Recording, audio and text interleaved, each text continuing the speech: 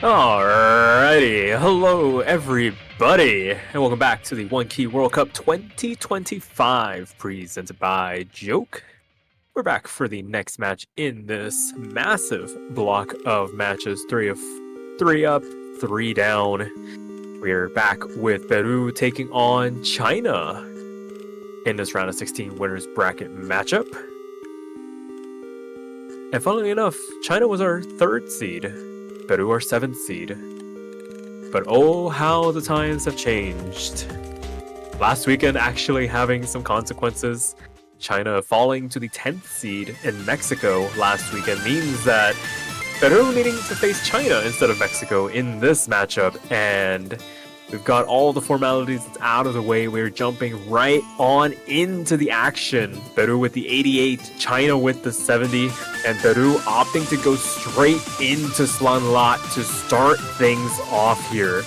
No fear from them, as it looks like we might potentially have a full-strength China squad on the cards here. Formless back in the lobby, absent last weekend for the match against Mexico. It was Minato and Lube holding things down. So have to see if that makes the difference here. Peru looking to try and keep their winners bracket run alive here, and gonna need to do it against China, one of the more formidable teams in this tournament, but they've been beaten once. They can be beat again. At least that's what Peru will be thinking as we dive right on into it.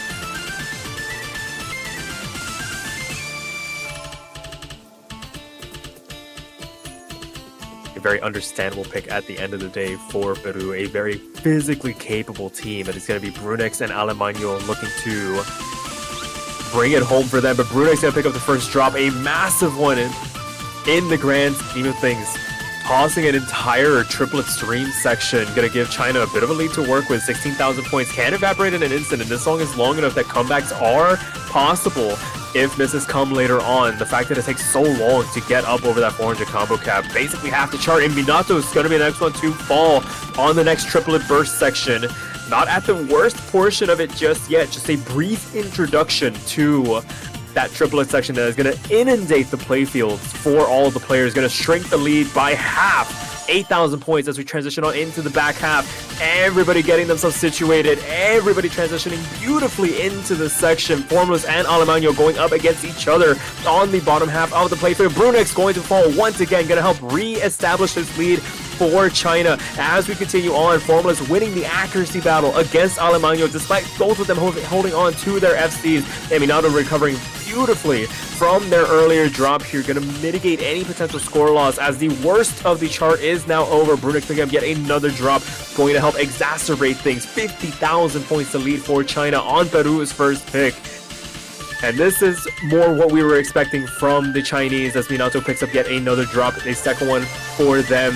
Formless the only one with an FC for the Chinese, as tiny dent in that overall lead, but enough for that first break point in this match to make it 0-1 here.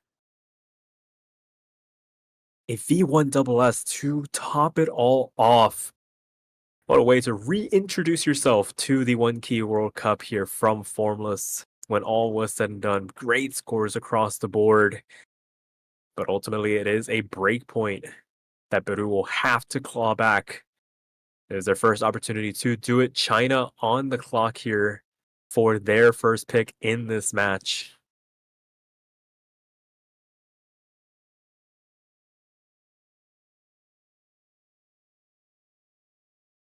If I were a betting person, I wouldn't. I was about to start deliberating what the potential pick could have been. I was thinking U2 might have been a consideration, but no, it's going to be Classic 2. So sticking to things that have been in existence for a while now. Aqua Stars going to be the pick, and picked up a nice little tidbit of information. Every map has been picked at least once so far this weekend. Aqua Stars was the last one to get picked, and it was picked last match. This is the second time now, so a bit of a streak now for that chart in particular. Very short, very dangerous to play through. Fitting in the round of 16, it was a semifinals pick, I believe, during Joke 2. but I feel like the caliber of player has really shot up, especially in terms of the hybrids and LN capabilities from a lot of the players. No longer will they fear the 1-4 LNs. Everybody can kind of read through that pretty handedly now, and the broken stream is not really catching out many players nowadays, as we wait for Peru to solidify their roster, and it looks like it's going to be Baje de Puerta this time around for this one.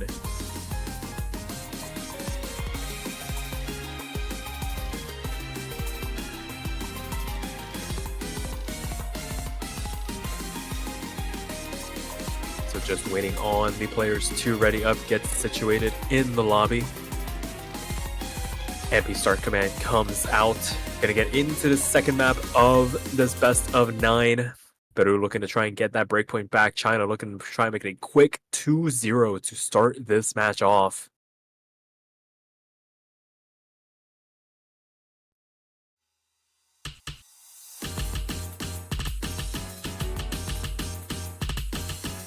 In overall structure, this map may be handedly easier than Slonlot in terms of rhythmic complexity, but the LN is going to be a major source of pain for players if they're not too careful, and Baje de Puerta going to pick up the first drop for the Peruvians. Not transitioning into this section all too gracefully. A second one as well. Gonna drop him down into that 96% range. Gonna need to make the recovery run. Gonna has the accuracy to be able to do so, but the fact that they're picking up these intermittent drops here and there is only gonna help bolster this lead that China has built up. Alemania doing their best to try and cancel out Formless, but Minato is going to be the one holding the highest accuracy in this lobby overall.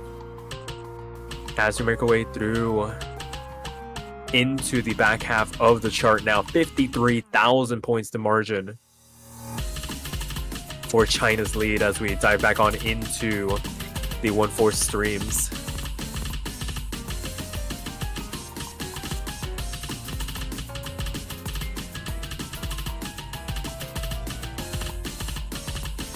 And Minato actually going to pick up a drop going into the last quarter of the map, but Baje de Puerta going to trade that one right back, and a second one to boot, going to help reestablish this lead, or this gap that China had built up already. A little bit of nervy moments there. They were holding on to the highest accuracy, was Minato, but now just kind of tucking in behind Formless, who kind of picks up the pieces here for the Chinese as this map comes to an end. Last couple of notes begin to rain down, and it will be a quick 2-0 to start things off for China in this match.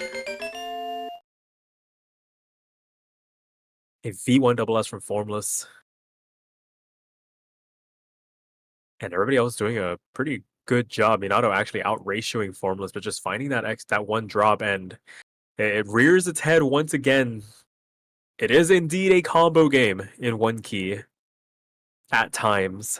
15,000 points, the score lost just from that singular miss. Which is why it's so important. You can kind of eschew the accuracy. You can swing an FC on things. You get really competitive in these tight matchups.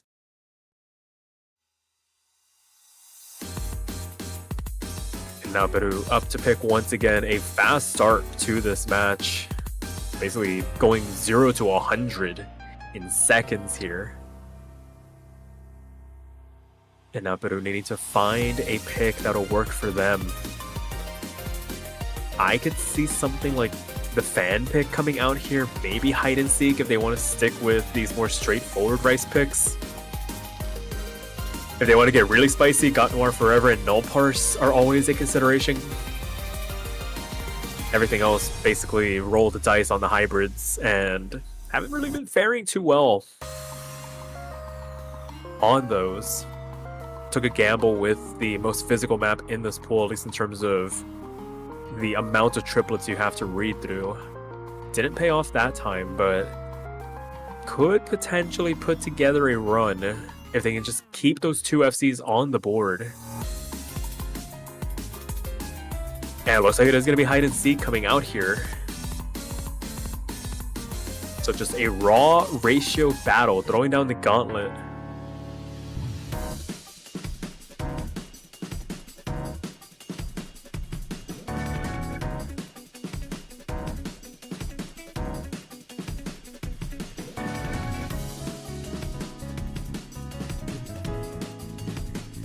Taiko players on Classic 1.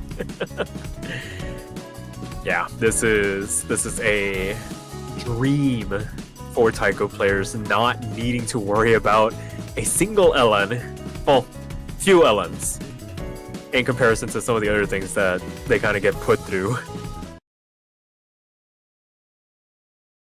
So it is going to be Baja de Puerta and Alemano going up against Minato and Formless. Same matchup from Classic 2. Going to try and run it back here.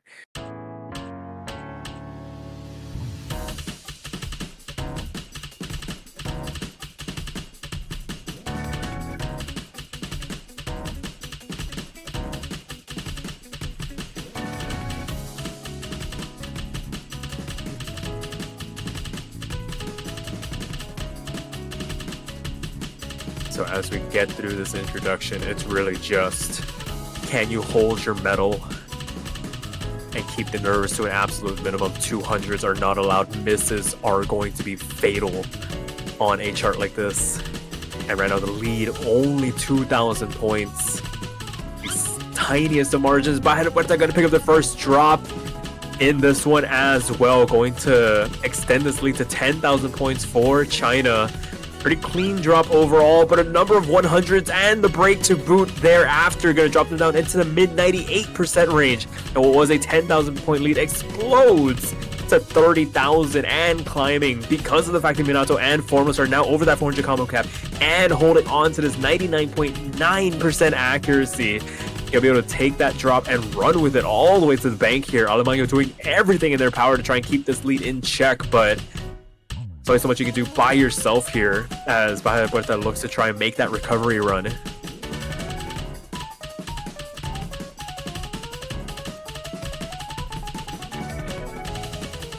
So continuing on into the elongated streams, is everybody going to be able to transition into the triplet LNs? Beautifully done by everybody. There's a second row to contend with here, not LN based, but everybody handles it equally as well. Diving back on into the main course of the chart, quarter of the map left to go here. Lead holding steady about 50,000 points, but those misses not getting traded back, really doing the damage here for Peru in terms of their efforts to try and claw this one back.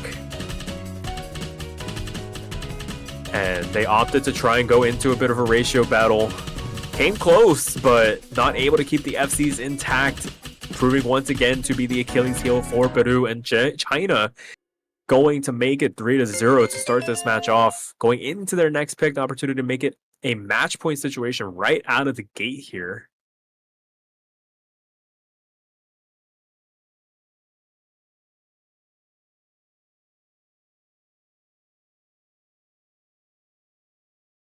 And instantly Classic 4. We're not even touching the rest of the map pool. The rest of the map pool doesn't exist. We are picking things we know. Some absolute bangers, and this is, of the classics, probably the hardest one to really sink your teeth into with regards to the hybrid LN based charts that are in this pool.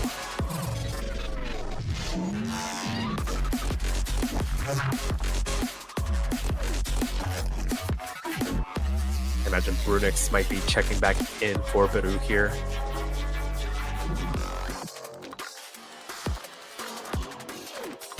Sure enough, Brunix checks in.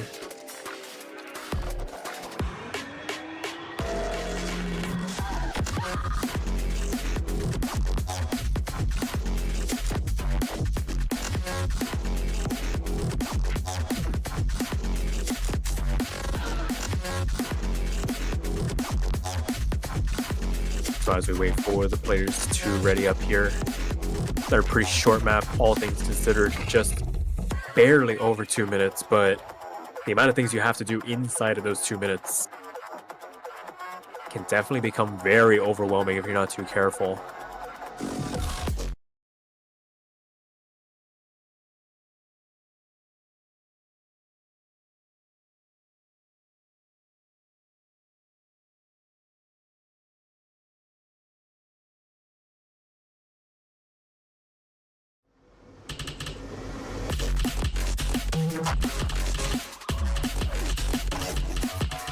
As we get this one underway. Some early accuracy drops from Brunix here, gonna drop them down into that 97 range, but very crucially holding on to the FC to keep themselves in play. Gonna give China a bit of a lead to work with, but there it goes. The slider break comes through. And again, China establishes their perch, 26,000 points and climbing. Because of the fact that this map is so LN heavy, it gets really easy to get up over that 400 combo cap, and Alemania gonna be the next one to fall as well. Both FCs gone for the side of Peru. Going to double the advantage for China as we transition on into the second quarter of this map. Not the highest of accuracies as we have seen on previous maps from China, down in that mid 99, low 99% range. Definitely a testament to how difficult this chart is to get good accuracy on. But crucially, the fact that they're both holding on to the FCs, able to get back up over that 400 combo cap, really just putting daylight between themselves and their Peruvian counterparts. As we take a tiny bit of a break here. Alemania breaking on the transition into this halftime slow jam section. Brunix and Minato actually trading one of those misses back, not having the easiest times transitioning into this segment. A lot of 200s raining down as they try and catch up. Able to right the ship. There's enough time and gap between those LNs to kind of reorient yourself. You kind of need to just sacrifice one of those tails to get reoriented, and doing so before they took much more damage. The damage is already done overall. 129,000 points, the gap between China and Peru. As we make our way into this last segment, and it looks like it is going to be a match point situation for China to start this match off. Very strong performances from them. Not the highest of scorers we've seen so far in this match, but all that matters at the end of the day is that your score is higher than the other teams. So very well done to them.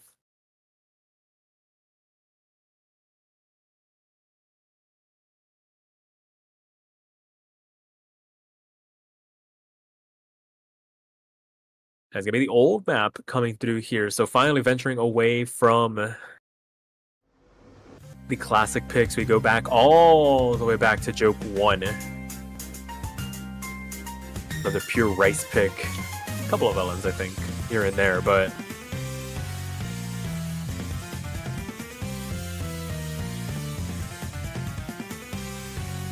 we'll have to wait and see if this is the key to unlock. But it's been a very stout Chinese performance.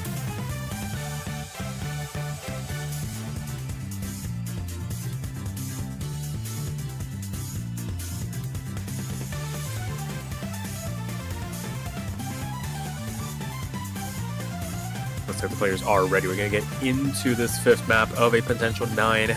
China on the cusp of punching their ticket into the winners quarterfinals. Remember, there are no eliminations this weekend. Everybody that loses just drops down into that lower bracket, where they're going to need to try and make the run here.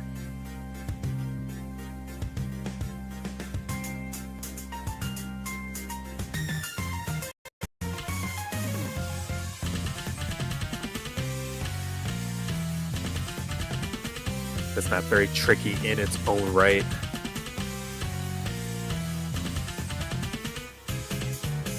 The fact that it's OD10 kind of really just exacerbates the level of precision you need, but these rapid snap changes that we were about to see are anything but forgiving when it comes to the regularity at which things swap. And Minato actually going to pick up the first drop here in the lobby and taking quite a bit of damage down into that low 99% range.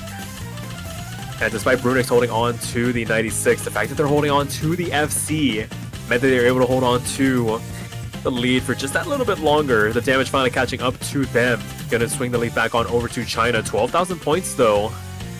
Not out of it by any stretch of the imagination. Nobody really having that like peak immaculate accuracy that we've come to expect from some of the players in this tournament. So more human-like performances. Snap changes beginning to come through, and Alemania going to be the first one to find the miss for Peru. Higher accuracy of the two players. Minato trading one of them back, but the Damage might already be done here. This is 1-6 changes. Able to be handled relatively well there after that first initial burst, but might be too little too late as we make our way into this last segment. The whole feeling of the map overall changes, it feels like. And we get into the last quarter, the real worst of the map in terms of difficult sections, very much behind us. And with 60,000 points in the back pocket, it looks like China's going to be able to get this third breakpoint and seal this match out as the last couple of runs begin to rain down. I think this was more the level of performance that folks were expecting coming into this tournament. And China going to be able to close it out 5-0, knock Peru down into that loser's bracket, where they're going to look to try and make the run. Definitely have it within themselves, but finding themselves on the wrong end of some unfortunate circumstances last weekend. At least if you're looking at it from Peru's perspective, you would have really... Actually, with the way Mexico played, they deserve to take that spot from China. And I feel like that would have been arguably a same level of difficulty here for Peru. Just an overall rough draw for them round one. But with that being said, congratulations once again to China. Going to be moving on in the winner's bracket. And this block is still not over. They're going to be facing off against the... I think that's the UK A team next week. And that's going to be a pretty spicy matchup overall. And it looks like Peru's going to take on Taiwan next weekend. So maybe one that they'll look forward to a little bit more than this one. But as I was mentioning, not quite done with this block of matches just yet. Last one is going to be Mexico versus IDK Indonesia, or otherwise known as the Indonesian B team, to close out this block of matches. After that, we'll take a massive break where the United Kingdom will take on Mixed Indonesia at 12 UTC. But until then, we'll take a bit of a break here. Y'all should take one as well. It is getting pretty late if you are on the western side of the world. And we'll catch you guys later.